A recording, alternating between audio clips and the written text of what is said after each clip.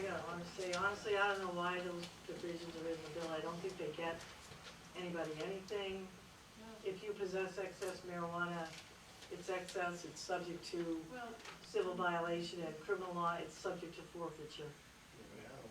But, so, Yeah, I see someone what can you mean. explain it, but, Representative Sanderson. the forfeiture is, I mean, the excess marijuana, without looking at each one of these individually in statute, that's for someone who's far and above, and they have to forfeit up to the maximum allowance. Same with a caregiver, same with the dispensary. If you've got a caregiver or a patient who obviously has way more marijuana than their patient, your patients require, without a plan to sell it to a dispensary, et cetera, then obviously you're subject to forfeiture.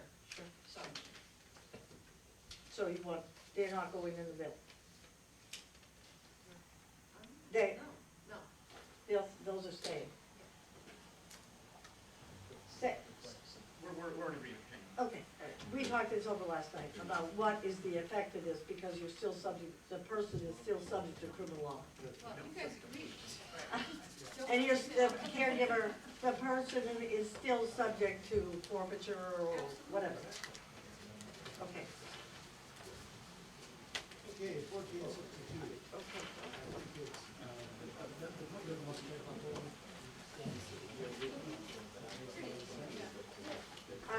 Wait a minute, where? 1462. Yeah, 1462. Okay, 1462, Representative Dion's bill, changes the name to cannabis, allows access to grow sites for repair, maintenance, also for vendors and healthcare personnel. Also directs some rule changes on cultivation and substantive changes. And removes the requirement, which is in rule, that the plants be individually tagged with the patient's name. I know there's been some discussion about if there's some other way of identifying the plants, and I think there's been some agreement on this. Yes. There has been, yes, thank you. There's an agreement that the title should not change, I believe, between the parties. And there is also, with regard to section 2, A and B, and section 3, there is, Tell us what those are about. I believe, those are, they would allow access to the enclosed lock facility where there's cultivation of marijuana must be limited to the primary caregiver, except for the licensed, and this is additional language, or caregiver or dispensary or employee if it's in the dispensary, a licensed healthcare professional, vendor or consultant, or a person needs to gain access to the facility to perform repairs or maintenance. Licensed healthcare facility we're proposing should change to EMS personnel. The intent of that was to really allow emergency personnel, emergency and fire personnel into the building in case that was required. No objection to that, obviously. Vendor and consultant. The department does oppose those two. They are broad enough to drive a truck through, quite frankly. And however, that repair and maintenance would agree that any of those, and that quite frankly, a vendor could quite often and most qualify as a repair or maintenance personnel. So we would agree with EMS personnel and repair and maintenance. Right. Is that an agreement with interested parties? Yes. Can I ask a question? What if you thought you needed a pesticide, a fungus specialist? What if you thought you had a gardening problem?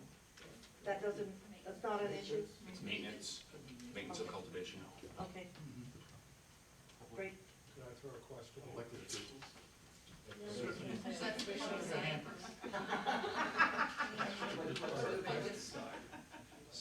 So Ken, where in all this, if a legislator wanted to visit the growing operation that's just 4 miles from his house. He wanted to take a look at how things are operated. Where does the legislator fall in? Would I have to be licensed? Yes, you need a registry ID card. Or that legislator may seek a waiver from the department from this rule for a brief period of time. Good with waivers. In order to, Is I don't know that- what waiver. is that just granted? Did you give a waiver to the maintenance people who were needed this year? We didn't give a waiver, we did a workaround essentially waiving, specific, and it's under the supervision, by the way, so it's under the constant supervision of an Right. employee or a cultivator. Because that's one of the things that I would really appreciate being able to do is go see. I would Okay, so like you're to saying see it an is operation. possible? And there's one, I go by it twice a day. And, you know, so however you and I need to work together to get a waiver granted, I would very much appreciate that. Representative Bear? Yes, wouldn't there be already some sort of ex officio, Maine state official slant bar elected representative access? No. Would there be? Probably the less talked about on the, like the better. I don't know, No, there is nothing official. Awkward. I think we just got into very deep water there quickly. Let's go back to finishing up with the pieces of the amendment.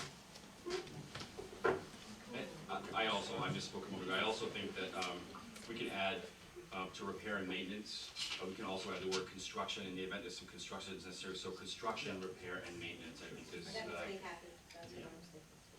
Okay. There you have. You're covered. And with regard to the unallocated language, if I may, Right. so section 4 addresses that. It proposes to correct a reference to a primary caregiver designated by the patient in the rule.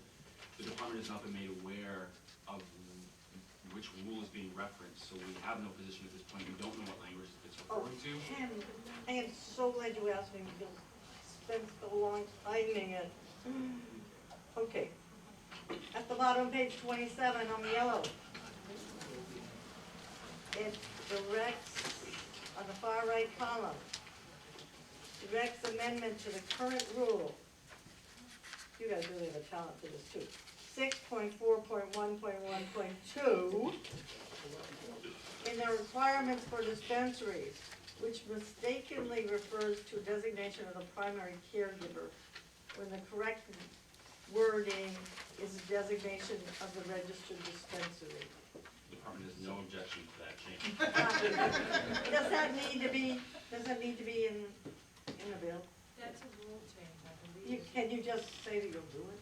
We will. I mean, it seems like a very small thing to, okay. And we've also discussed at length, and I know my superiors are quite